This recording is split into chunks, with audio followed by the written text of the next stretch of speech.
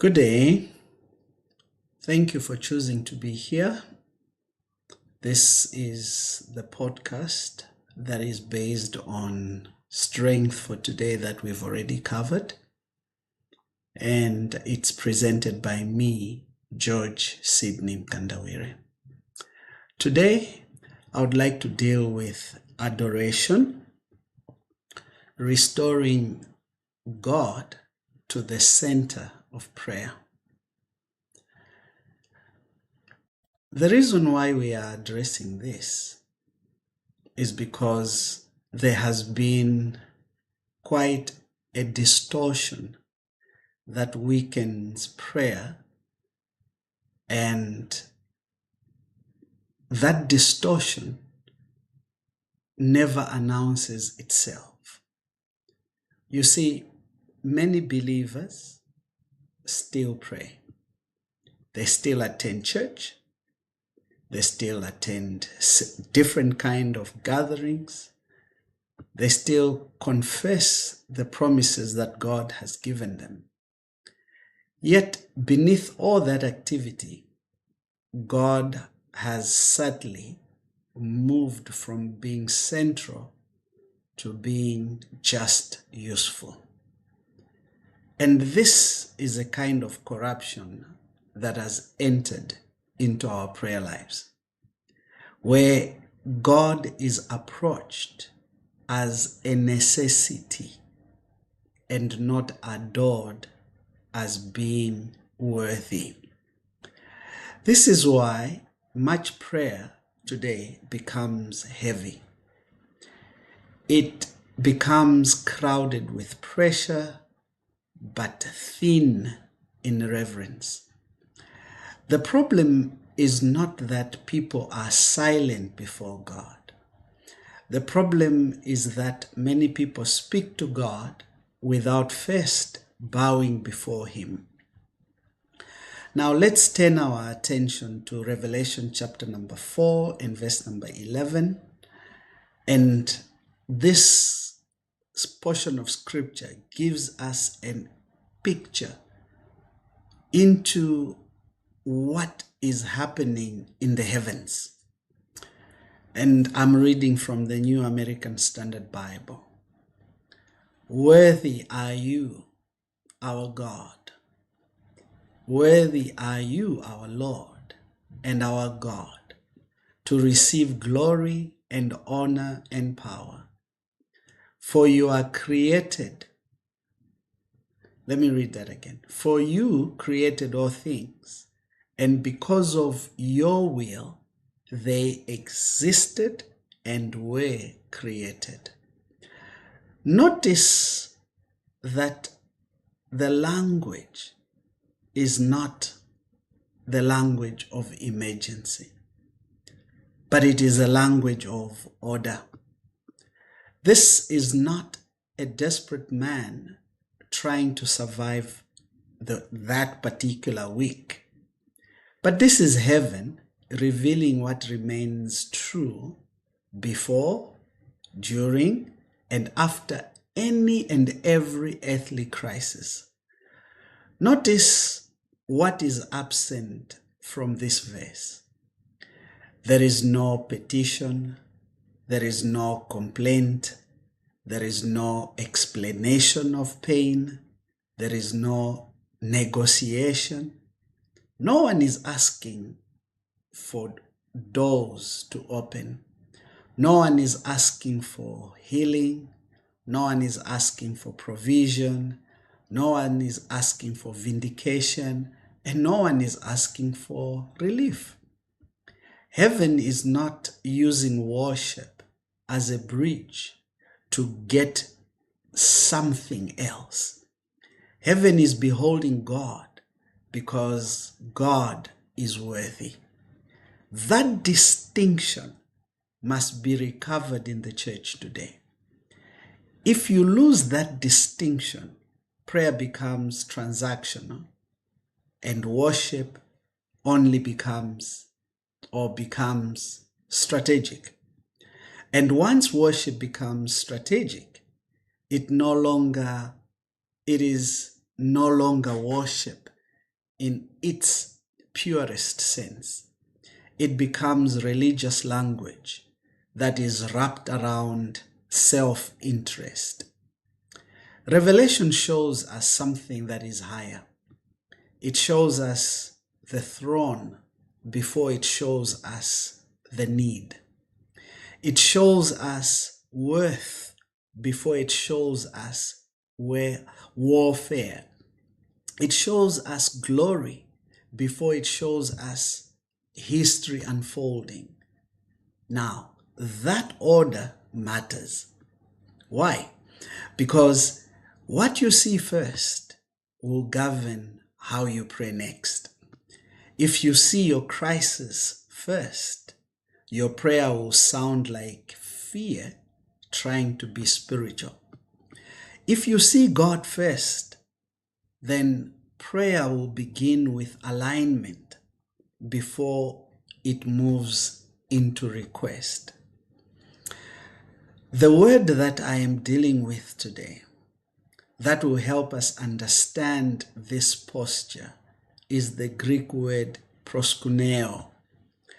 Proskuneo carries the idea of moving forward in reverence, of directed honor, of devotion that bows and draws near rather than standing detached at a safe distance.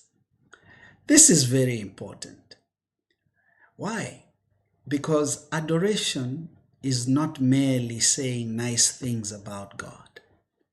Adoration is movement of the inner man towards God in a surrendered honor.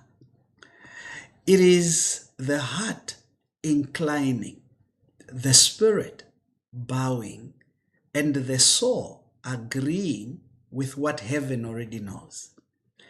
In that sense, adoration is not informational. Let me explain that. You are not updating God on his attributes. God already knows that. You are not telling God something that he has forgotten. You are simply yielding yourself to truth that was established long before your present situation emerged. That is why adoration carries such great power in prayer. It does not first alter God's position, but it decisively corrects your position. I have learned over many years of ministry that when prayer grows strained, or when prayer becomes hurried, or when it becomes restless, then you first need to take a look at adoration. And you will see that adoration has been reduced or has been skipped altogether. The mouth may still be active, but the heart has not yet taken its proper posture. When this posture is wrong, even true requests can be carried in a wrong spirit. You can ask for a legitimate thing from an unaligned heart. You ask for provision while being ruled by anxiety. You ask for wisdom while still enthroning your own understanding. You ask for breakthrough while remaining offended with God's timing. You ask for healing while still refusing the government of God's peace. This is why adoration is not ornamental. Adoration is foundational. Adoration is not that soft opening of prayer. Adoration is the reordering of your inner world. Again, let me draw your attention back to Revelation chapter 4. And you'll see that in verse number 11, it does not present worship as emotional excess. It presents worship as ordered response to divine worth. You see the elders falling down. You see the elders casting their crowns. And that imagery is not accidental. Authority itself bends in the presence of ultimate authority. Honor lays down its symbols before the one from whom all honor originates. What men would polish, heaven would cast before the throne. Think about that. This is where many prayers become corrupted. People want help from God without yielding centrality to God. They want intervention without absolute surrender. They want provision without first revering God. They want answers while retaining the right to remain inwardly unbowed. But the throne cannot be approached casually. You must understand this as a leader, especially if you are a spiritual father that you give oversight to spiritual sons that God has given you. You have the responsibility of shaping other people. And whatever is weak in your private worship will eventually weaken your public authority. You see, a man who rarely adores God will eventually use prayer as a tool of self-preservation. And a church that rarely adores God will eventually measure spiritual health by outcomes alone. Then testimonies become the center. Results that the church is going through or is passing or enjoying become proof of worth. Then God is only celebrated when he performs, and quietly sidelined when God decides to discipline, or when prayer takes time to be answered, when there's delay, or when God allows tests to come through. Then no one gives praise and honor and adoration to God. And this kind of thing is not mature sonship. Why? Because a true son learns to love his father, even when that father hasn't answered anything. A true son learns to love the father for who he is before he speaks of what that son needs. A true father in the faith teaches his people not only how to ask, but firstly, how to bow. This is where adoration works and purifies your motives. It dismantles that spirit of entitlement. When reverence is absent, self-interest grows loud. When reverence is restored, self-interest begin to lose grip. When adoration becomes silent, the hidden assumption that God exists to maintain your comfort becomes the main thing. It reminds you that you exist for God's own glory. So adoration silences the hidden assumption that God exists to maintain your comfort. Again, Revelation chapter 4:11 grounds worship in creation itself. Why? He is worthy to receive the glory, to receive the honor, to receive the power.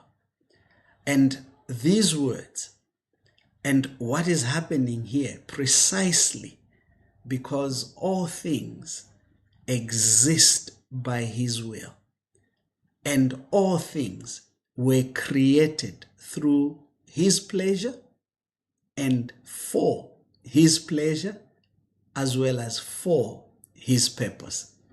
That means existence is not self-explanatory. Creation is not autonomous. Your life is not self-owned. Your breath is not self-generated. Your ministry is not self-authored. Your assignment is not self-issued. Everything, what you've passed through, what you are passing through, who you are, all is derived from who God is. And whatever you are and whatever you are experiencing, the meaning of whatever you are going through comes from the one who willed it into being for you.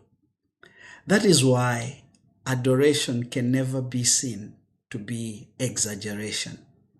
It is agreement with reality. It is the soul acknowledging the truth on which all created things or all created life depends. This is why prayer without adoration quickly becomes man-centered. The center shifts from God's worth to man's distress. Now, hear me carefully. I am not saying the need or needs are not there. You will be experiencing needs. I also have my own needs. The need is real. The pain you're going through is real. The pressure is real. But even though you're going through the pain, the pressure, or whatever it is you're going through, the Lord invites petition. The Lord hears your cries. The Lord receives your lament. The Lord answers your prayers. But despite all this, petition must not be allowed to dethrone adoration. The God who hears your cry must still remain the God who deserves your crown.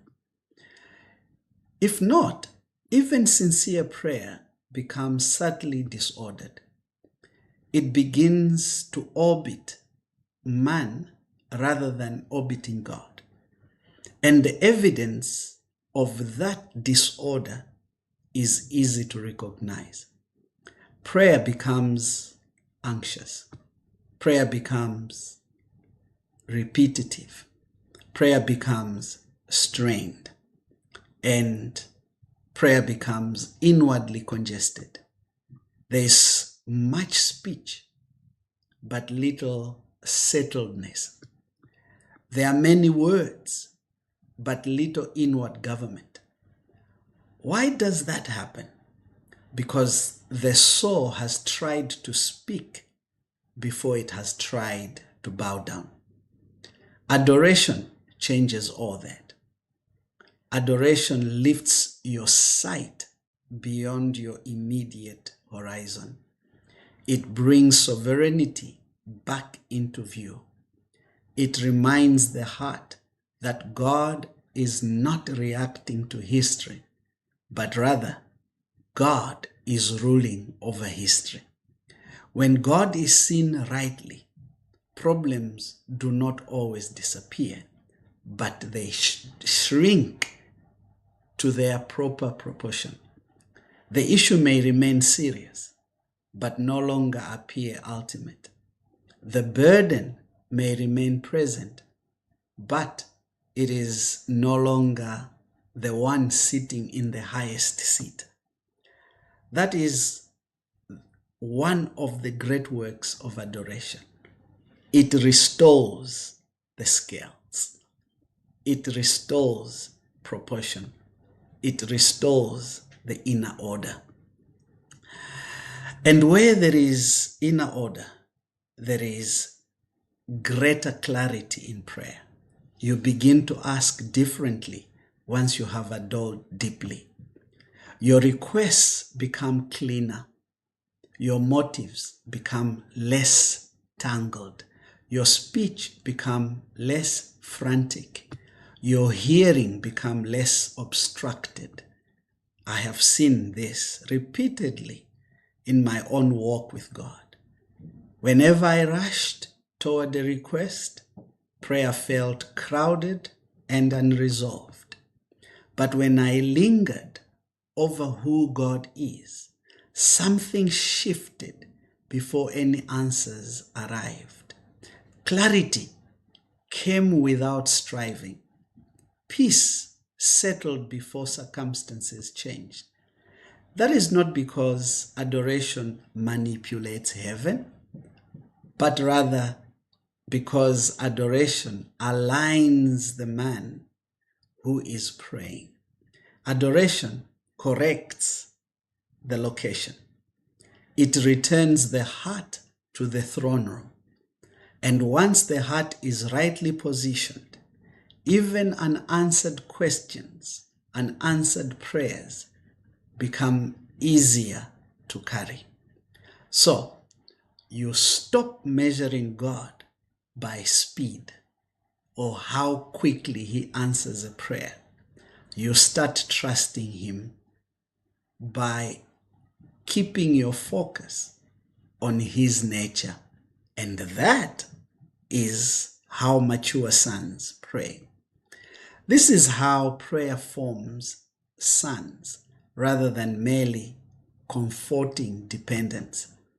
The orphan impulse always wants to ask quickly. It assumes that attention must be secured through agency. It speaks rapidly because it fears being overlooked. It fills the room because silence feels unsafe. But adoration confronts that orphan reflex. It teaches the heart that before you ever speak, God is worthy. It teaches the heart that that the nearness is not earned by verbal intensity. It is entered through reverence. This is why adoration is deeply healing. It does not merely shape prayer language. It reshapes identity. It tells the sinner, it tells the inner man that access is not panic-driven. You are not trying to persuade God to finally notice you.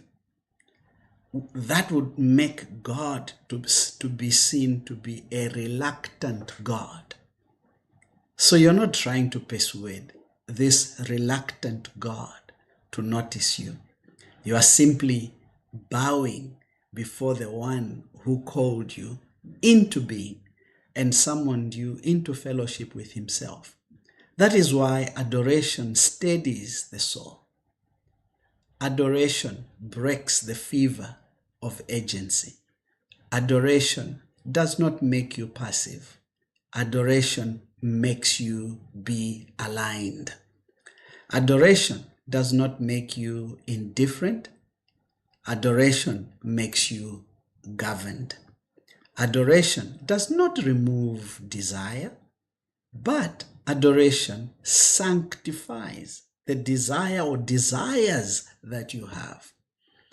And this is critical in any kind of ministry leadership. Why? Because you cannot train people to come into this posture or position of mature prayer if you only teach them how to present needs. You must train them first to behold, and they must be looking at this God. You must train them to revere God. You must train them to name the attributes of God, and not only to name the burdens of men. You must teach them how to remain before the throne without immediately reaching for a list that they have to tick. Why? Because the church today is weakened when worship loses God as its center. Then songs become therapeutic. Prayer becomes another tool, and gathering become outcome driven. People come looking for what works. Few come trembling before him who is worthy. That is why this matter is not a small matter. It goes to the very center of spiritual order. Heaven must pattern, or the heavens pattern must become the church's correction today. If the throne is central in heaven, how do you explain it becoming something peripheral on earth? Where did it lose its centrality, and why? And how? So that's why I'm dealing with this, to bring back God to the center, just as he is the center of the whole worship, adoration in the heavens. If elders in the heavens cast their thrones to his feet, then leaders on earth must learn to cast their crowns, whatever they have collected, at his feet as well. If heaven's worship is God-centered, then earthly devotion must refuse to become man-centered. This means that you must ask yourself some searching questions. Questions like, when you pray, who truly occupies the center? Is it God's nature or your need or your needs? Is it his worth or your pressure or that which is pressuring you? Do your prayers begin with his holiness, his sovereignty, his faithfulness, his greatness, his wisdom, his righteousness, and his mercy? Or do your prayers begin with your headlines, the deadlines, what you need, by when, what's pushing you, your fears, your disappointments, your unresolved questions? Do you adore him for who he truly is, or only thank him when he does what you hoped he would do? These are not decorative questions. They expose the architecture of the heart. And the architecture of the heart matters, because what stands at the center of your prayer will eventually govern the quality of your spiritual formation. If God remains central, then prayer will mature you. If self remains central, prayer will simply become another form of spiritualized self-concern. You will still use biblical language. You will still quote scriptures. You still stand on the promises of God. You still gather publicly, but inwardly, the throne has been eclipsed. That is why adoration must be restored deliberately. It does not usually happen accidentally in distracted lives. You must make a choice. You must make room for it. You must resist the urge to rush. You must deny the instinct to treat prayer as a transaction to be completed efficiently. So, take one moment this week and refuse to ask for anything at first. Stand before God and speak only of His attributes. Call Him holy. Call Him righteous. Call Him faithful. Call Him eternal. Call Him Creator. Call Him Lord. Acknowledge His will. Acknowledge His wisdom. Acknowledge His rule.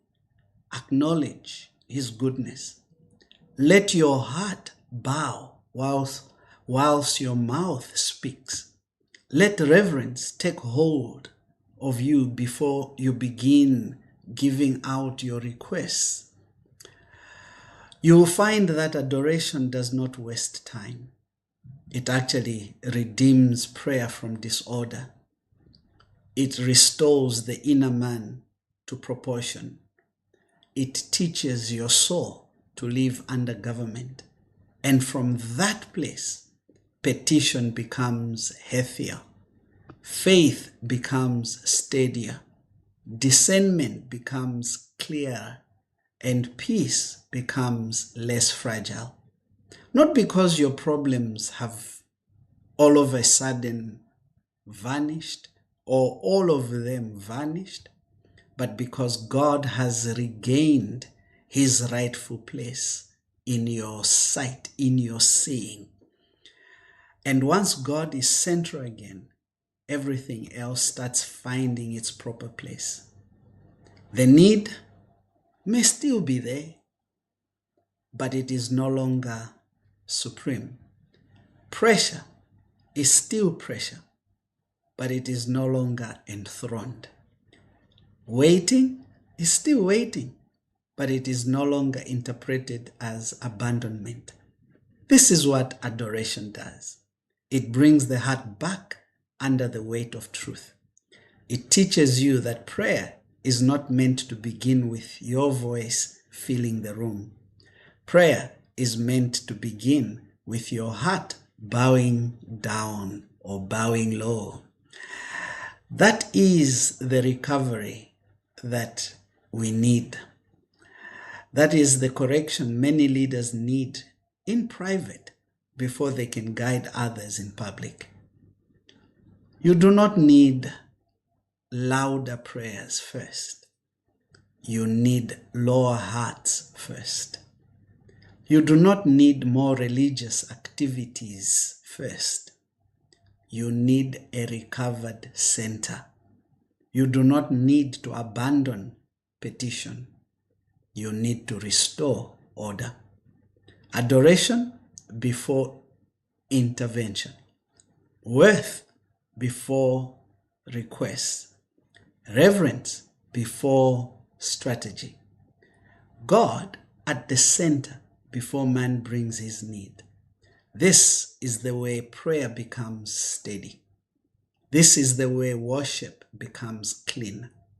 And this is the way sons mature. And this is the way fathers build well. So return to the throne. Return to wonder. Return to reverence. Return to the holiness that silences self-interest. Let God cease to be merely useful. Let him be central again. And when he is rightly adored, your prayer will no longer sound like striving trying to survive, it will begin to sound like a life brought back into order before the throne of God. It has been an honor speaking to you today. Grace and peace to you. I'll see you in the next episode. Amen.